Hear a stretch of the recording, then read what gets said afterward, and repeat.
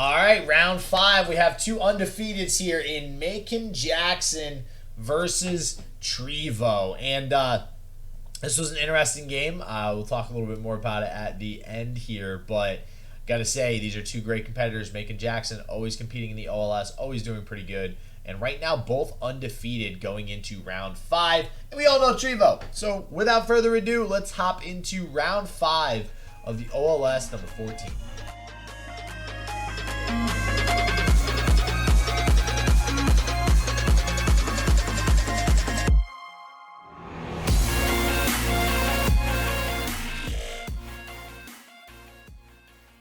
I feel like they might have had to restart the game because... Oh, wait. No. Well, we'll give it another shot. Yep. See if we're good. Yeah, we're good. Hey, I'm good. We're good. We're on turn 4, but, you know, it happens. So getting into turn 4 here, we got a Traveler coming out on curve from Maykon Jackson. I almost said Trivo. I was like, wait, that's a deep deck. There's no Travelers in there. That's what I've been waiting for, baby. This deep invoke deck. Yeah, where's that been? I kind of want to see Ezreal Karma. I'm not going to lie. It's not a deck that we get to see a lot of anymore, so we'll see what was banned after this first match concludes. And, oh, well, we do have an Ephemeral Solari Priestess, so there we go. Here is the deep Celestial deck that we were just thinking about, and it's going to pull an early Maokai, which you got to think means the game is likely going to Trivo. Yeah, the one thing that I really criticize this day and night deck for, not a lot of removal. Almost none, especially if you're not playing Sunburst, which for the most part these players are not. And that means that this 3/6 Maokai is going to be that much more difficult for you to deal with. Yeah, I was going to say, you know, there's a couple things. You could get Diana, and Diana coming down as a challenger can remove something. Obviously not going to happen with a Maokai, especially a 3/6 Maokai. And then you could pull maybe the challenger to actually get like a 5/5 challenger unit, but now with Maokai as a 3/6, that actually can't even evenly trade with Maokai. So this is gonna feel really bad for Maykon Jackson. We even already have a Dredgers getting summoned.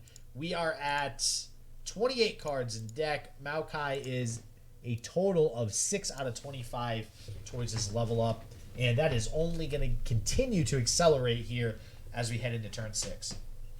And Trivo is going to go for the trade onto the Solari Soldier rather than doing something like softening up the Leona for the Jaw Hunters on the following turn. I think as we had mentioned a little bit earlier, we're not really seeing guiding touches out of these decks, and we're not seeing them out of Maykon here either. Hush, Pale Cascade, Star Shaping, and Unspeakable Horror, that is the full spell lineup. That's all you get, folks.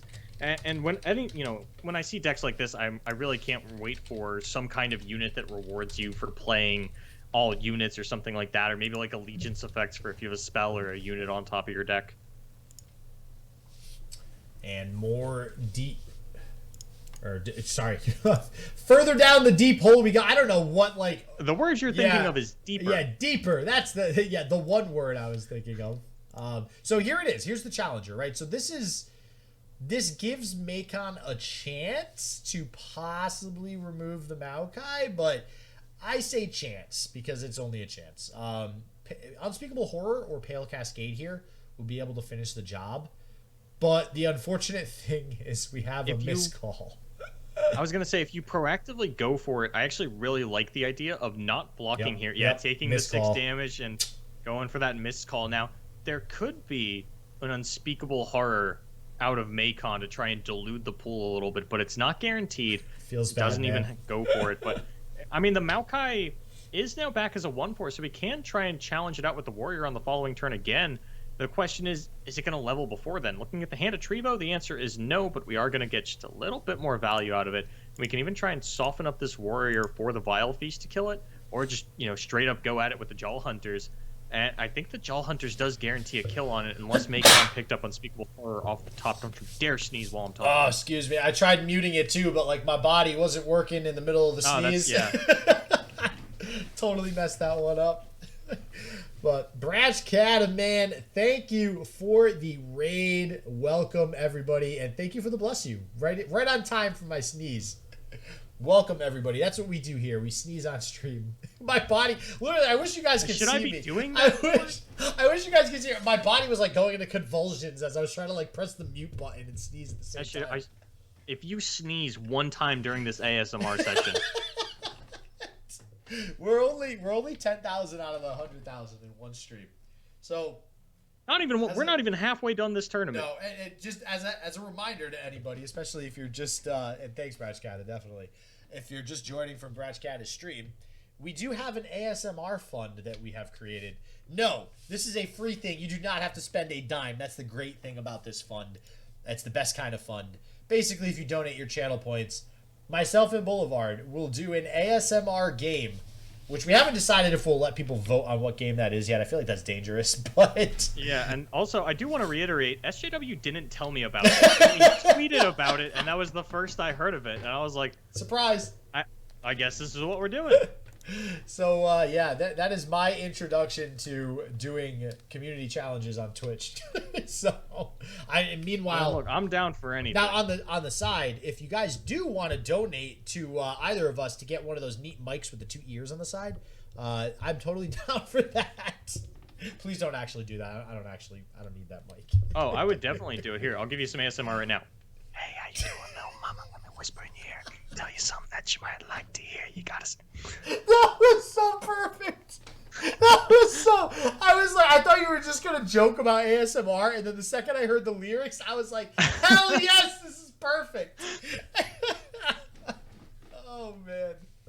Wow, you know what? That song was my middle school dances. That's literally where that song came out. Oh god, Slender Man. Oh Jesus. I remember like freshman year of my college, I had to learn how to do the wobble like during orientation week, and I was just like, is this what I really came to school for? Is this what I'm paying for, this education? Yeah. Paying an insane amount of money to do this. Oh god, I shouldn't have said anything. We have a bunch of people donating points now.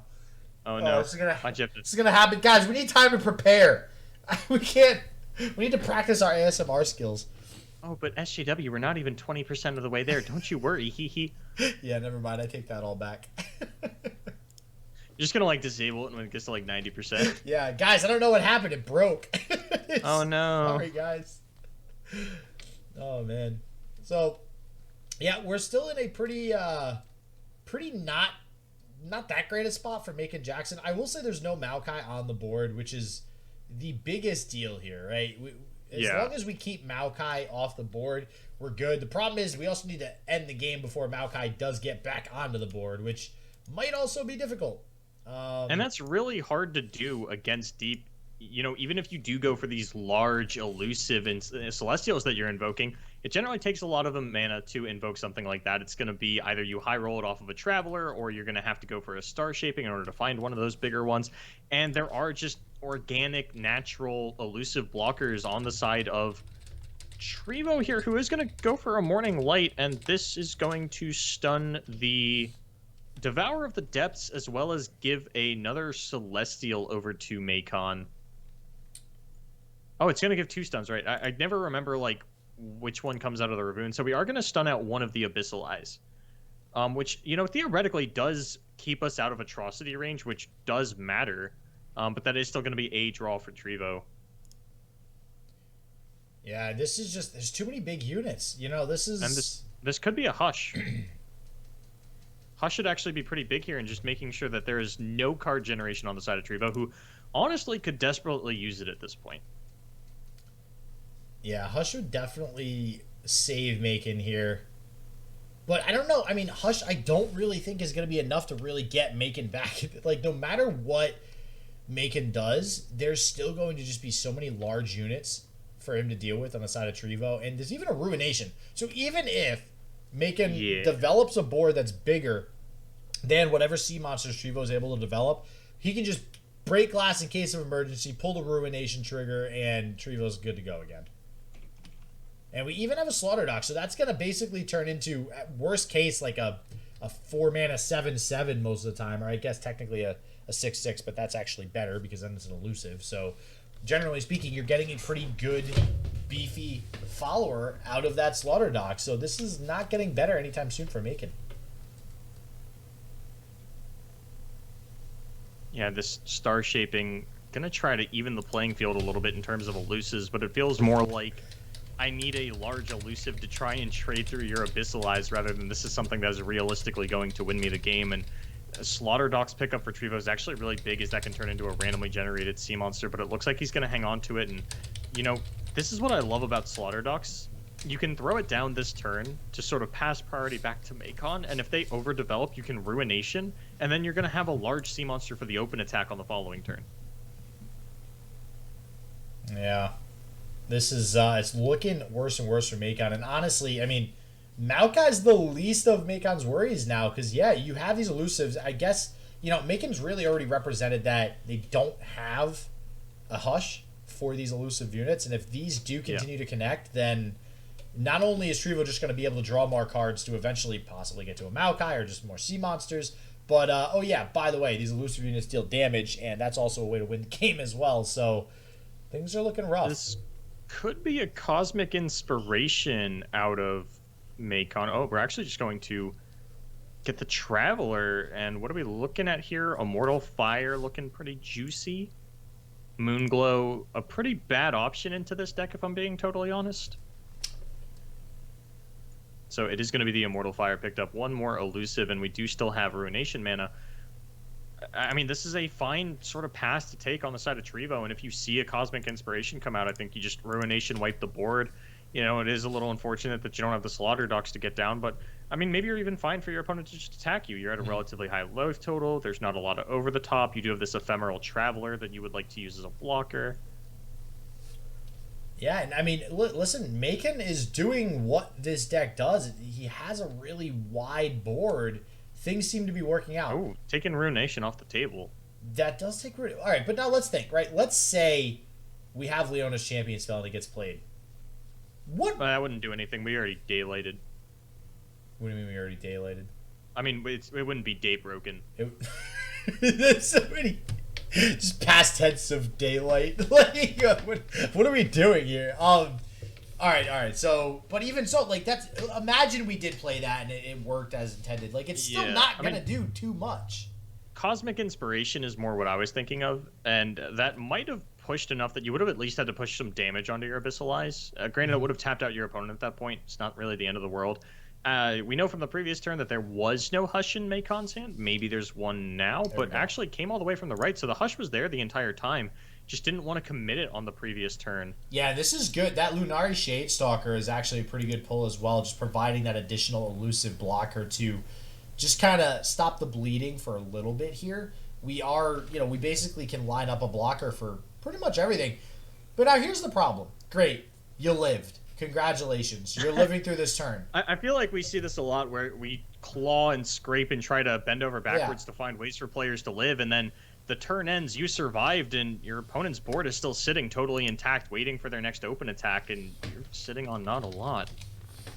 So everybody seems to agree that Trivo is going to win, and this is where the bait is going to come, because obviously we can see Trivo will likely win this first game, but you guys are just getting baited. Who's to say Maykon can't come back and win games 2 and 3? There's just a huge bait there. There's a great chance that happens. Sorry, SJW, are you calling for Trivo to get 9th place? Is that what I'm hearing out of you? Is that what I'm hearing? Do mine ears deceive me? Sergey, shout out to the bro that voted for Maykon. There was. Like Maykon's in chat. Like, I believe yeah. I think I got a shot. It was Maykon himself that voted for that. Oh man. But yeah, for the time being, anyways, Trivo does seem to be at least in the lead for this particular game. We are still in game 1 here of round 5 between Trivo and Maykon. We'll see how this is going to end. We do have Maokai on the board. And you know what? It's crazy to me. You know, whenever you play Maokai, you think, oh, well, you know, I want to wait till he levels up so I know that when I, you know, have him hit the board that he definitely gets his effect off. This is how much of no removal Maykon's deck has. Like, you literally just, I got a Maokai, I can throw it down. Doesn't really matter. I'll do what I want. This Maokai will level. It's not like I got to worry about it dying or anything like that. And yeah, this Dreg Dredgers looks like I think that's going to do it. Yeah, Maokai leveling up. I'll never get tired of that level up animation because the sapling just kind of like backflips down onto him. Then he gets his little exercise on the opponent's deck like a treadmill. Yeah, I do. That's one of my that's one of my favorite level up animations for sure. And now we're at a point where even if you have the champion spells on the side of Maykon, if you ever get close to fighting through the board of Trivo, the Ruination comes out, and then the champion spell Shuffle doesn't last forever. That'd be a sick dance move, huh? Oh yeah, 100%. The champion spell Shuffle. Oh yeah. This first LAN party's about to pop off and die. It's probably better dance moves than my middle school skills to that song, anyways. So that awkward middle school dance where everybody just stands in a crowd and stares at each other. All right, so we do have the Immortal Fire. Uh-oh. We have Lethal with Double Hush. Yeah. Oh, that's a good point. And there are 3 Hush in Maykon's deck. We're not quite lethal because we can't. Oh, no, yeah, we would have lethal, but not enough mana for the Atrocity. Yeah. But I don't think that's a super realistic option. I mean, it's not the most I think it is. Thing I've ever heard. I think it really is, though. Like, what other way do you win this game? So, based on the Darius emote, and I could be speculating here, but it feels like Maykon has 1 Hush and was definitely not expecting the second elusive. Oh, yeah, probably thinking with that other first Hush that he saved for a while, like, oh, I'm never going to need this. And yeah, here's the Pale Cascade. Okay, so this is going to level the Diana, as well as draw a card and shuffle a Diana back into the deck. And so we're going to... I think you draw the card and then the shuffle happens, so that you can't just, like, you know, infinite sort of go for that. And that does mean that, unfortunately, the Diana will not have Challenger. But now if we can get an Unspeakable Horror, she will have Challenger, can pull one of these to the side... Yep, there's the Unspeakable Horror. Now we can pull an Elusive to the side. The problem is that the second one does mean that we don't have Hush mana because we had to level the Diana to go for this play. So we will get to kill... It's awkward because if you don't go for the Immortal Fire, then you're losing your Great Beyond, but you would lose your Diana to the Immortal Fire as well. It's just... Things not looking great for Maykon on this interaction, and there are only champions left in the deck of Trivo, so Nautilus very likely to be the top deck on the following turn. I do like this for Maykon. I mean, it does allow you to potentially give yourself a shot at lethal next turn as well, but yeah, you're right. It just doesn't feel the greatest, that's for sure. And it looks like we're gonna go with the Abyssal Eye instead. So at least just gonna pick off one of those elusives, which kind of takes the pressure off a little bit. I will say, very lucky to, or actually, so, so. Wait, if you have no cards in your deck and you play, you just lose because you play Pale Cascade to draw and you can't draw. Yeah, I believe the spell has to fully resolve in order to shuffle the Diana in, and that means you would draw before you shuffle. Man, talk about a crappy champion spell to have going up against Maykon. That said, if Pale Cascade is the first card you play that turn, then you're not drawing. Wait, you still draw for the Pale Cascade.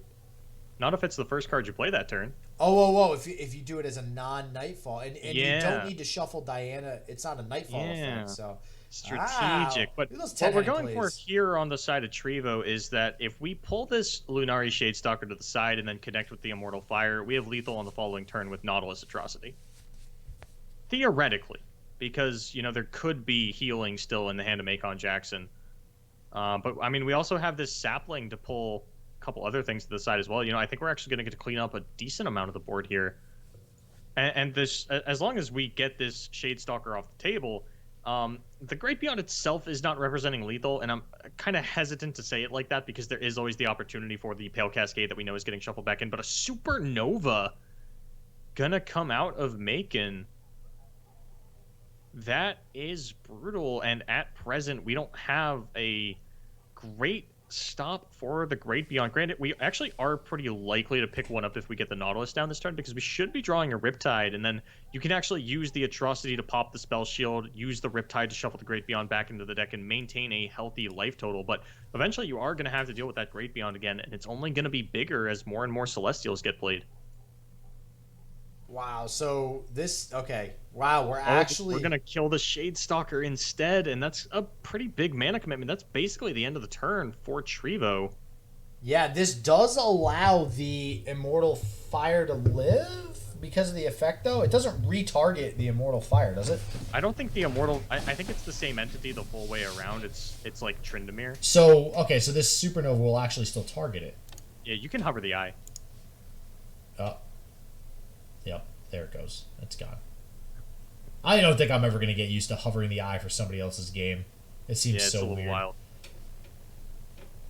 That's unfortunate it doesn't work like that, to be honest with you. I feel like it should it should somehow circumvent that or get around it. I don't know if that would make it broken or not, but I just... It already feels really good. I don't think you needed to be able to circumvent things like that by glimpse beyonding it or atrocitying it. Yeah, I guess, because you're already going to get a last breath effect. Like any other unit that has last breath that's getting obliterated, you can still save with something like a glimpse, or at least save the last breath effect anyways, so I guess it makes sense. I'm really not loving the look of this atrocity, but I mean, the line that I outlined doesn't work if you draw Maokai for turn. Wow, and suddenly, this is so weird. If I hover the OK... That's... Wow, I just like... Oh, did he... I think it froze, actually. Yeah, did it freeze for us or for them? Probably just us. Yeah, alright, let me... It's so funny, I went to go hover the OK, and it actually... It reacts to your mouse hover. Yeah. So, and then when you click it, it also reacts to your click. So I was like, wait, can I do this? Gems was playing with Spectator for the first time yesterday, and he was like, what happens if I try to replace these cards? And I'm like, what do you think is going to happen? You're going to play for the person? And it looks like my line wouldn't have worked out anyway, as the Maokai spell was drawn on the side of Trivo. The Diana's Pale Cascade going to buff the Great Beyond up to 13, and Maykon Jackson going to pick up that game. Wow, no way. That's insane. I can't believe Maykon was actually able to take that one home there. I mean, the Great Beyond, we've seen him steal plenty of game. So that's over? It's not worth me getting into? Or no, it's over now. Wow, and that was... So for all you guys who voted Trivo and got baited in chat, just got to throw that one out there. That is a game that, honestly, I don't think Maykon should have won. That Trivo, with Maokai, Trivo almost always wins that game. But that random... I can't tell you how many times I've seen any sort of Celestial decks be able to win out with some sort of random elusive that they generate off of the invokes. I think there was a universe where... Actually, multiple universes probably, where Trivo actually did get to pick up that win. And even just in didn't that find game, it this time around. Yeah, even in that game. I agree. There's probably some way to play around it. But, nope, not that one. So we're going to get See Deep again. And on the side of Maykon, we're going to move on to the mid-range Frostbite, which means that the Fiora Shen was banned. And kind of pulling for Trivo here. I want to see one of the other decks. I want to see what was banned on the side of Trivo. Whether or not we're going to be able to see this Ezreal Karma deck in action here.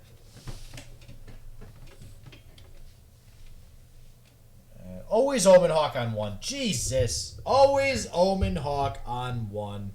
I swear, I never see Omen Hawk on one as much as when I'm casting with you. It's just me then. It's just my bad luck. I know whenever I play against it, I always see it on one too. It's wild too, because I feel like over the last couple of times that I've cast with you, the Frostbite midrange has never been from the player that we're spectating. So it does feel unlucky if you kind of see yourself through the eyes of the player that you're spectating and casting here. Oh yeah. Whereas the deck is like made to play that on turn one.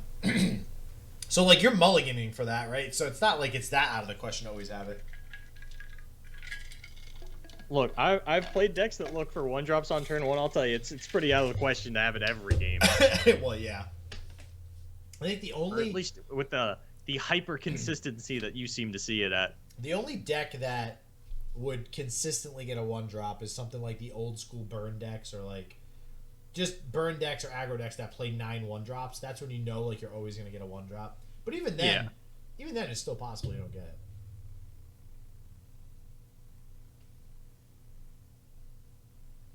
I think so. It's funny. I think both of them. I think another tournament.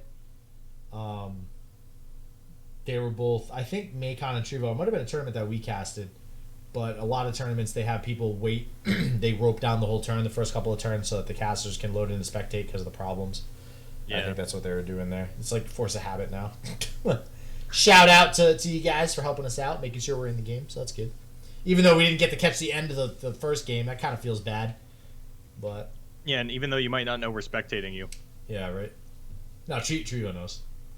I love that Snapfire often says, "Yeah, here's my Maokai. Go ahead, try and use your silly little Culling Strike on it. I will simply miscall it, but doesn't actually have the miscall." Yeah, a little bit of a bluff there if that's the case, but also not too much to worry about inside of Maykon with Maokai yet. A pretty bad hand actually on the side of Trivo, but assuming that the Maokai doesn't instantly die at the start of the turn, at least we'll get another 5 toss down by getting a Fading Memories onto the Dead Bloom Wanderer. Yeah, and also, really crucially, too, like, if Maykon just open attacks, obviously we're still going to take a fair bit of damage. But if Maykon develops, we do have Fading Memories into another Dead Bloom to really mitigate some of the damage. Yeah, here's the open attack, which will Frostbite the Dead Bloom, so we can't even really use that as a blocker this turn. Looks like Trivo is still just going to go ahead and sacrifice it, save that 5 health, and still going to make that copy. That was weird. Is that a challenger symbol on both of those? That was weird, because Trivo was assigning blockers, and it looked like a challenger hook appeared over the Dead Bloom and the Maokai. That's kind of weird. Unless I just imagined that, I don't know. So there's actually there's only 2 Fading Memories in the deck, I believe. From yeah, he did manage to open with both of them, for better or for probably worse. Yeah, that's the one downside of something like Fading Memories or Miscall, right? Like, they seem really good in certain situations, like OP in certain situations. To be able to copy like a Devourer as an example with Fading Memories feels busted, but when you draw them early or you draw them in like just situations where they can't really be utilized sometimes at all, that's major downside. Yeah, and I think what Trivo's thinking about here, not going for the Abyssal Eye or the Dead Bloom just yet, is what does it look like if Maykon... I think the worst case scenario for you here would be Maykon playing a Yeti into a Reckoning and you tapping out of Vengeance mana. If they do just go for an open Reckoning with just the Ash or something because you tapped yourself out, or maybe we've actually just disconnected from... Oh, no, okay. Oh. The rope started to go down, and I was worried that we disconnected. All right. So we'll see if Maykon's able to develop a little bit further here as well. I imagine, we already went for the open attack, did some, we got some damage pushed through there. So you don't really want to commit too much, especially now that Ruination is a thing. It is on the board. So let's see if Maykon does decide to commit some more. Ruination can't be played this turn, but we would be able to have the mana for it next turn, as well as, obviously, the turn after, which Maykon could just open attack at that point. Man, yeah, this feels... we're as far as deep is concerned as well, we're only at 28 on turn 5. That is really terrible. It's not great, but, Maykon hasn't really put the pressure on and doesn't look like they're going for more development here. They want to... It feels like Maykon is really agonizing over, I have Reckoning, but I really don't want to use it on just this... Oh. All right, that was weird. I guess there was a disconnect out of Trivo. Uh-oh. Uh-oh! That's no good. Which means I think Trivo takes the game loss if that's the case, right? That is likely. That's unfortunate. Alright, so really unfortunate there for Trivo. The caster curse strikes again, and Trivo getting the disconnect there to lose that second game. Feels bad, not gonna lie. Really surprised that he lost that first game too, so pretty crazy stuff to see. But maybe we'll see Trivo a little bit later on in the tournament, as they are, Trivo is now X-1, making Jackson undefeated, solidifying a spot in the top cut. Trivo just needs to win round 6 to definitely make top cut. So we'll see what happens there. But as always, everybody stay healthy, stay positive. I hope shit just works for you, and peace out.